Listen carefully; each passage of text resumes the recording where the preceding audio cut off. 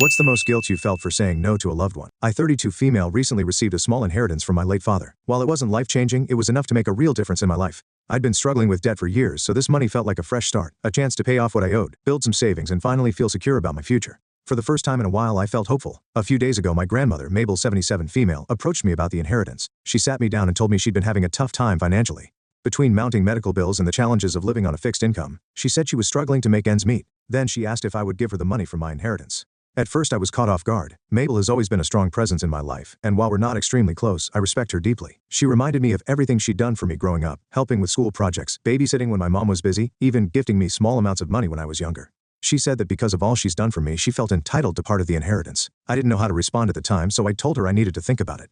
But as I mulled it over, I kept coming back to the same thought. This money was my chance to finally get ahead. I wasn't swimming in wealth. I was barely keeping my head above water.